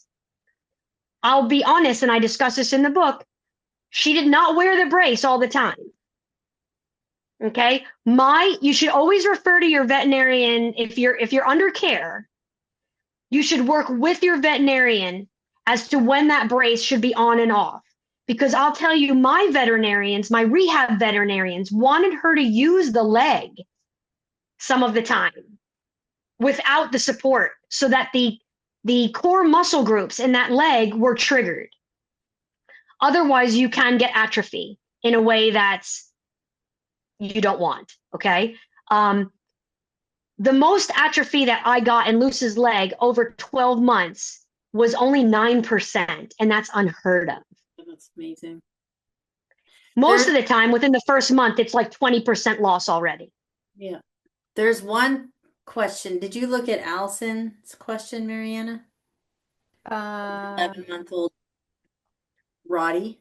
No, not yet. Yet you can. Have you been there? Are you past that or above that still? Above that, but I guess like we are not asking in order, so maybe we can, like you said, just ask the So, questions that are more I mean, related this is to. a pretty intense one. I have Okay. 11-month-old Roddy who has bilateral CCL tears.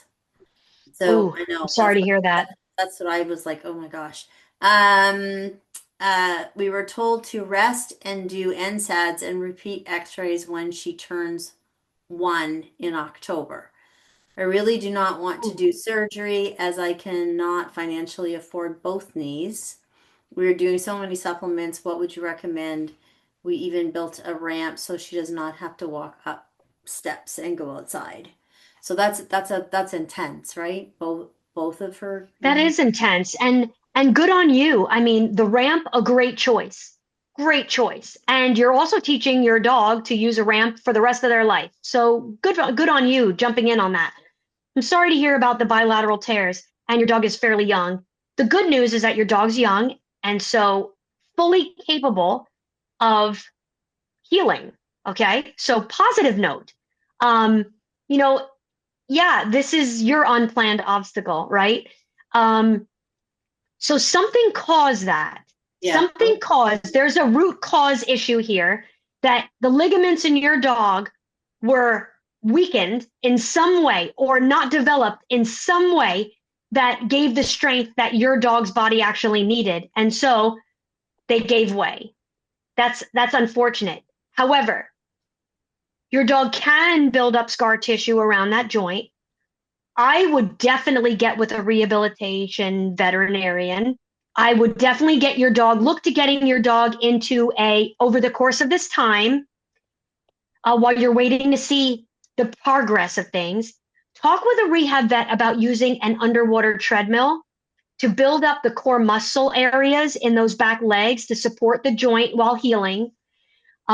That's going to be really important. Chiropractic will be very important. Acupuncture will be very important if you could get a hold of those things. And I talk about them in my book. So it'll go into more detail about what that is and why. Um, those are all things that you can use to support the tendons and ligaments in that dog's entire body. There's a root cause situation there that we need to figure out so that the other tendon and ligaments in those bodies don't fail your dog. Okay. Um, so it can be done. Your dog's young.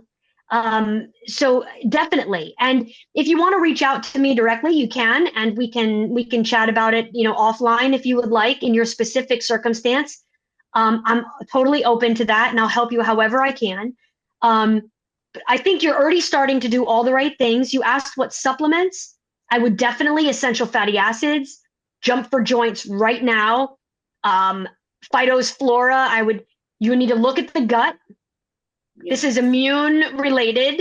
Yeah, that's what So I I was would going look to at say. the That's gut. a Yeah, really, jump in, really, Julie. really, really important piece because I think she just put something in the chat too about hip dysplasia. Okay, so Anna, can you look at that? Did she mention something that her dog has hip dysplasia too?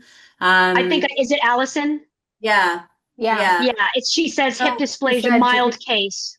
Yeah. at 11 months. So like for me, this is screaming immune mediated, right? So Hmm. an autoimmune plus um Hormonal, maybe we look at or hormones. hormonal or even potentially like you know um function, right? So Right. I think it's really important to look at decreasing the inflammation or immune modulation.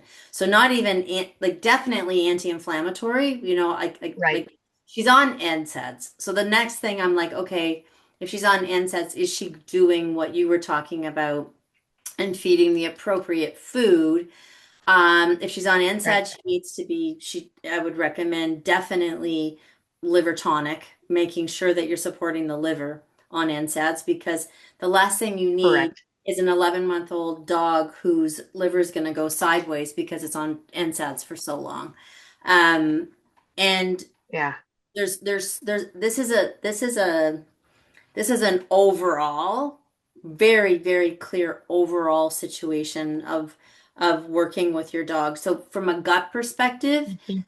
when you said phytophthora, like Yeah. definitely, I mean, we have science-backed evidence and research proving that our probiotics modulates the immune system, which is really important because you don't want the immune system going Mhm. too high and you don't want it to go too low. You want it to bring it back to balance. Right. So that would be something that I would be 100% looking at and looking at a remedy called in the calc carbs because if she's got bilateral CCL tears and she's already got mild hip dysplasia at 11 months old, to me that's saying that she also might not be absorbing her nutrients correctly. Like her calcium phosphorus ratios could be off. Like it Hmm.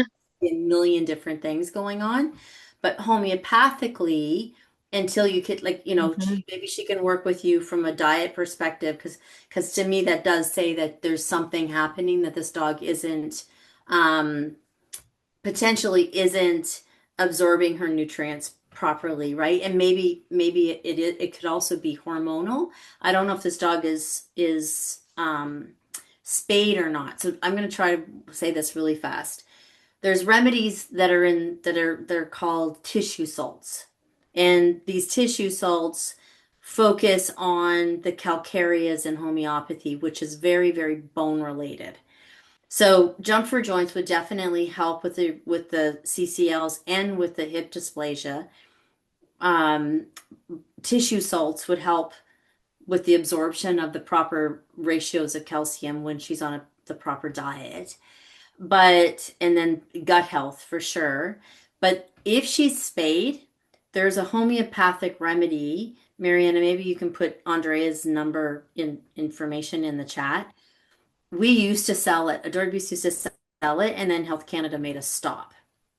And it's a homeopathic remedy that deals with luteinizing hormone, and which it is luteinizing hormone, and it's a remedy made from canine ovary. So it really, really helps with animals that are having any kind of deficiencies when they've been spayed or neutered. So that would be just what I would chime in on with this guy. Yeah, It's just like I think, oh my gosh, this poor dog. I know. And Allison, I just want to caution you. I just want to throw this out here. It's not to scare you in any way, shape, or form, but long-term use of NSAIDs actually can inhibit recovery of orthopedic injuries. Particularly, they impair bone and soft tissue healing. So I would look to some more natural approaches to managing inflammation and pain, so that you don't inadvertently shut off the very things in the body that your dog needs to repair itself. So although they are a good short-term go-to to manage certain issues, they should not be considered for long-term strategy. So I know they're the easy way through, but in this case, we can help you find some other easy way throughs that would actually promote healing instead of inhibit it. So that was my 2 cents on the NSAIDs conversation, Alice. And maybe if she does talk to you, you can recommend, like they're saying, to repeat x-rays. You know what? Yeah, I don't know what that's going to tell them, but well, maybe the hip dysplasia, but even that, maybe an ultrasound.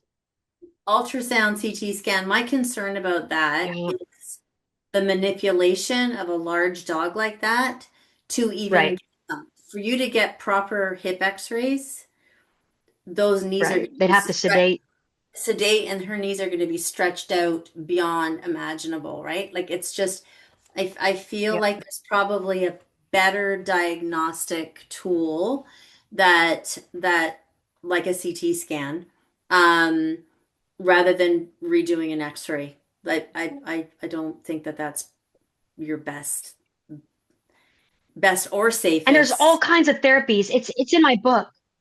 Yeah, there's all kinds of therapies. Shockwave and PEMF and red light and laser, and those things all help to manage pain and promote healing at the same time. So there are other ways through, and we're not going to tell you not to do something without giving you some alternatives. So there are some alternatives, and a rehab vet will help you with that, with the application of that. You don't have to go out and buy like thousands of dollars worth of equipment.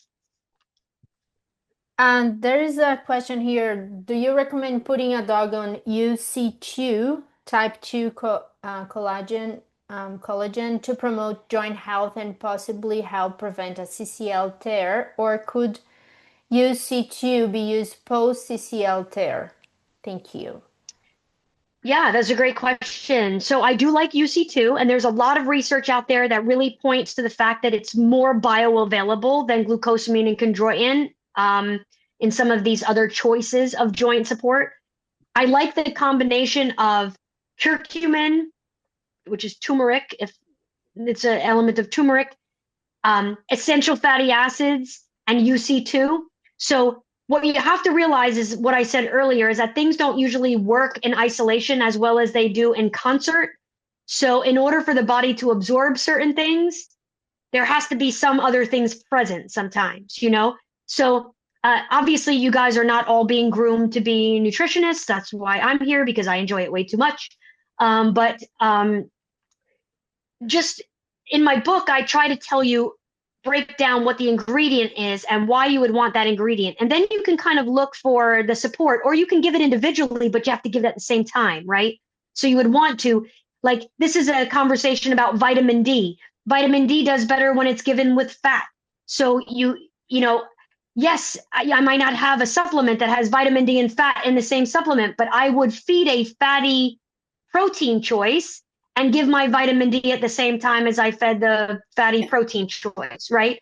Um, so so these things work in concert very well. So I would definitely look to, find the, remember, work smart, not hard. Find the easiest digestible thing that's going to give you the outcome that you want.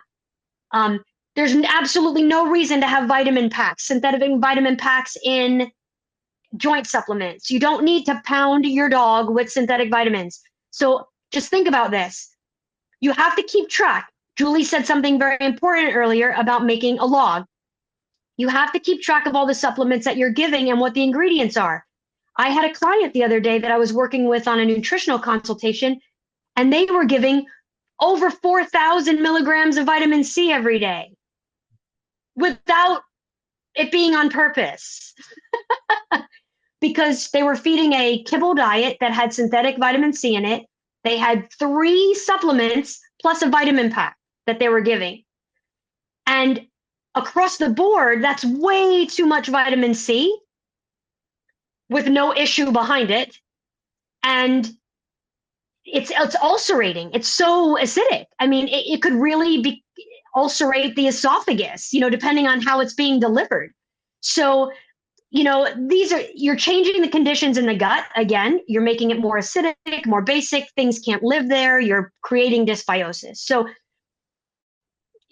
just because a little is good doesn't mean a lot is better. No, it definitely So careful. definitely doesn't mean that. And synthetic vitamins have Yeah. been proven for a very long time to actually have the opposite effect when it comes to um, uh, oxidative stress, right? So synthetic Yeah. vitamins actually cause most often, more times than not, causes oxidative stress. It's the opposite of what you're trying to achieve. And so here's I don't know if it'll be my last tip of the day, but here's another fine tidbit of information. The liver controls all the fascia and tendons and ligaments in the body. If the liver is stagnant, the liver is clogged and not functioning at 100%, you're going to have problems with the fascia and with the tendons and ligaments in the body.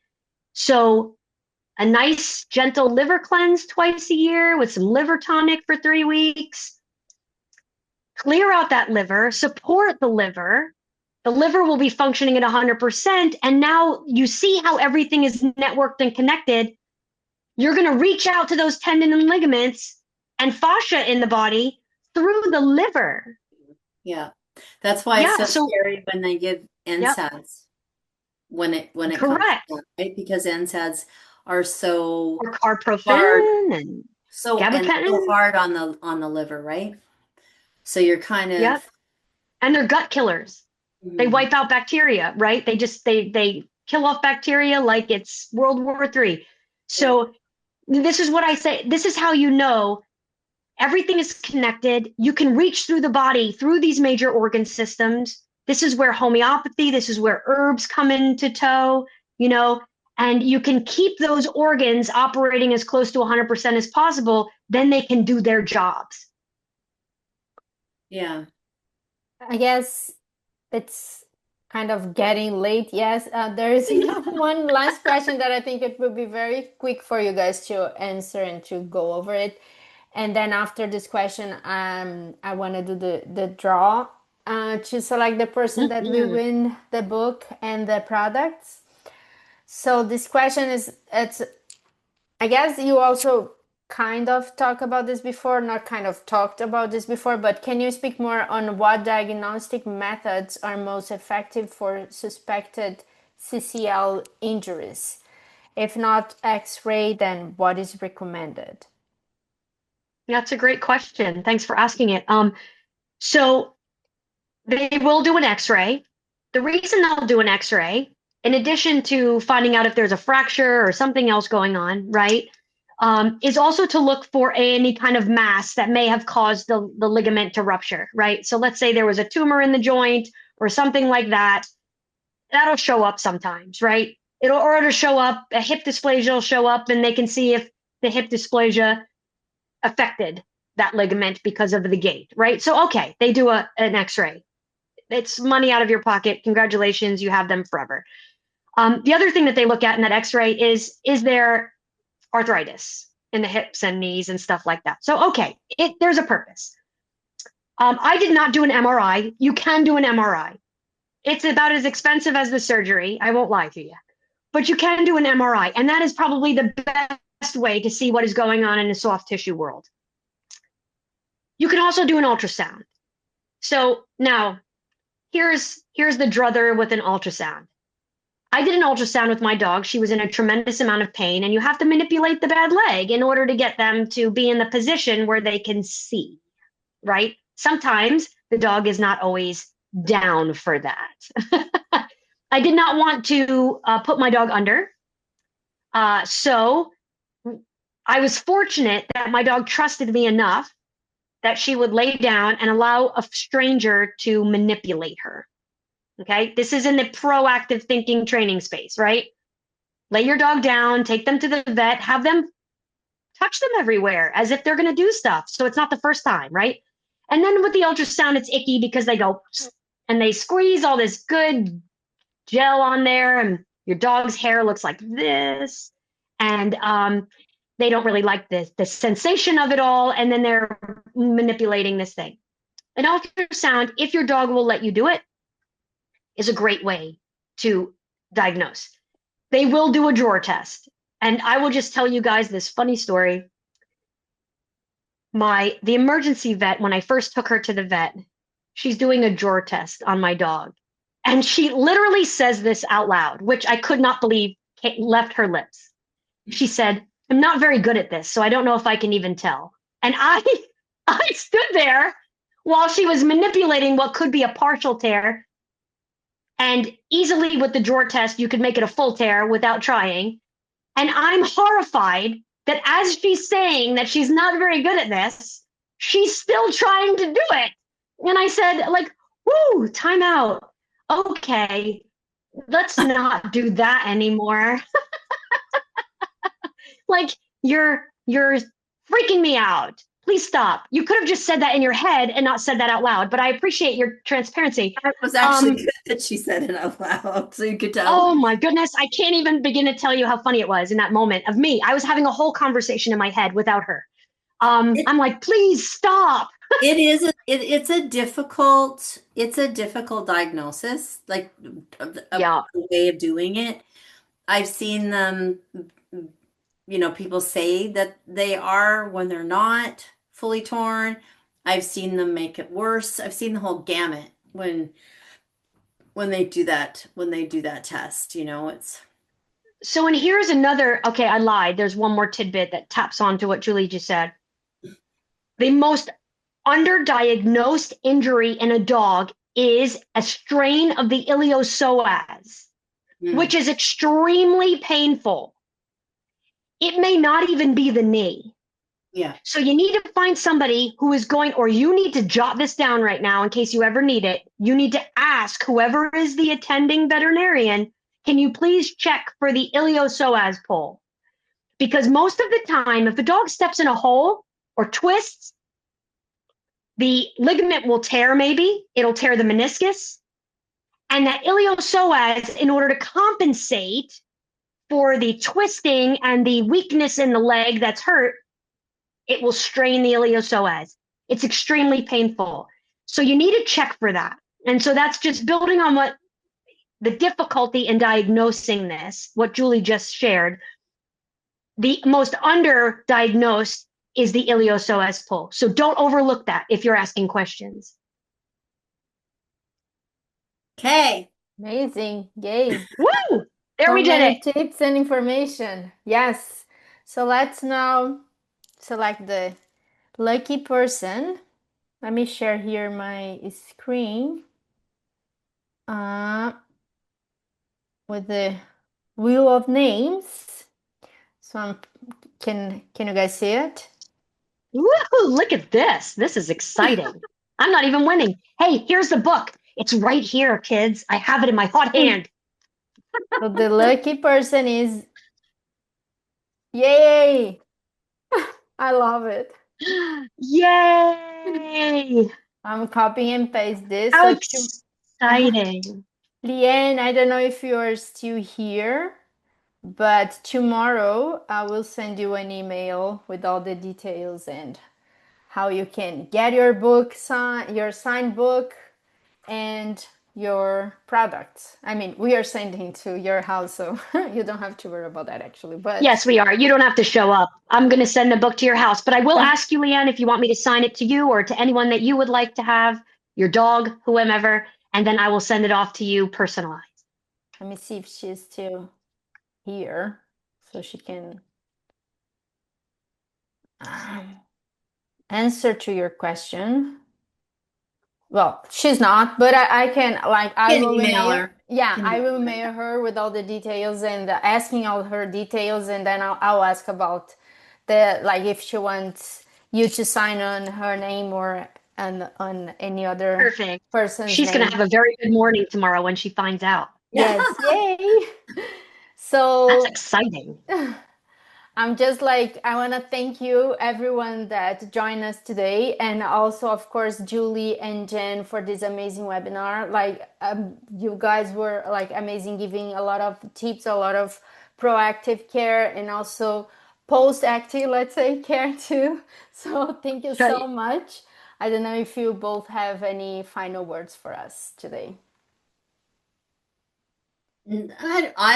I think it's so nice to collaborate, you know, Jennifer, so thank you. Um Same. I feel like, every time we do one of these, it just makes my heart happy that we're giving the support to people that really need it, right? And then in turn giving it to the animals, which I'm biased is the most important. I'm kidding. Yeah, No, so that's me. yeah.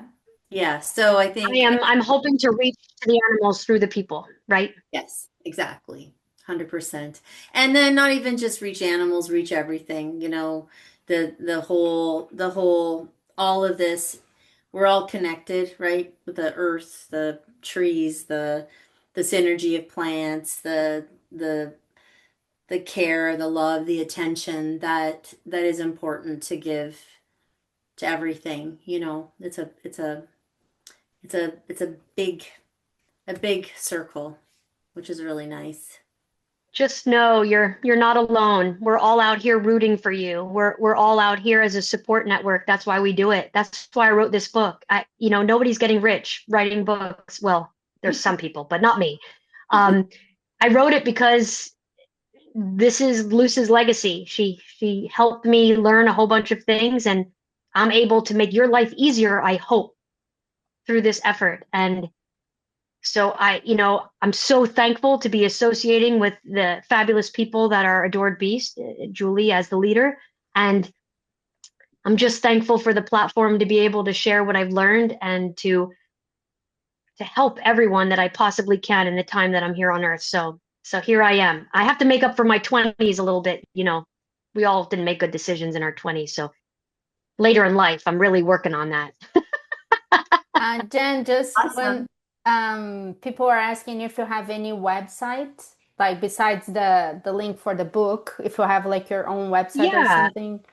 Yeah, so you can reach me and you can certainly email me on this website because it has at the bottom you can send me an email. It comes to me because I'm my whole staff. But um, the web address is www.harness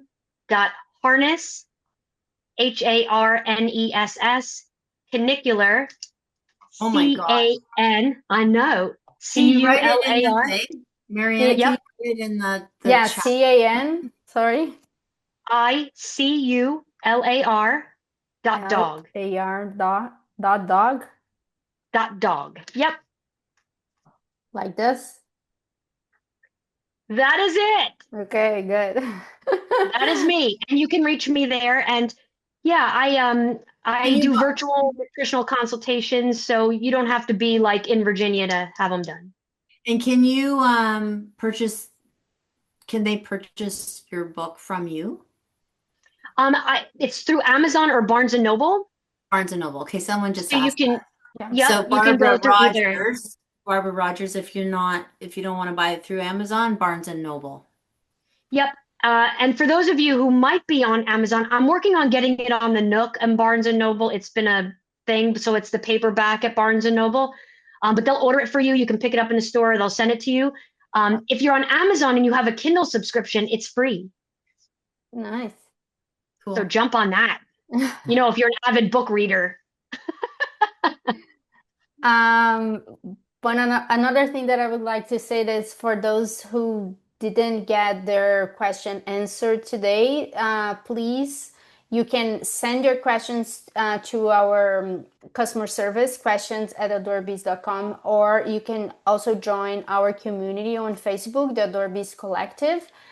You can post your question there, and we will be glad to help you. Like, we have our team there answering questions, and the whole community is very helpful all the time. So I bet you will have your question answered.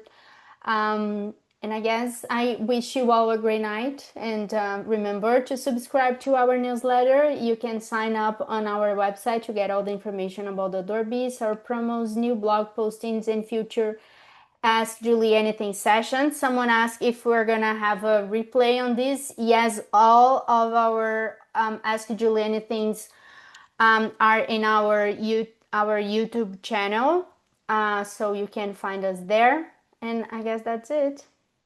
So for some people are saying they don't have Facebook. Don't worry about that. You can email our customer service Yes, directly. questions at Bonnie adorebees.com. Miller and Ann Wood. You don't have to have Facebook. You can just, there we go. Emily just put in questions@adoredbeast.com. Yeah, that's it. Thank you, everyone. Thank you, Julie. Thank Thanks, you, everyone. Jen. See you Thanks, later. Thanks. everyone. Stay Bye. safe. Have a good night or a good Bye. day. I don't know your time, Wherever you what time are. zone. Yeah, Yeah. wherever you are. Yes. Have a good anything. See Bye. ya. Bye.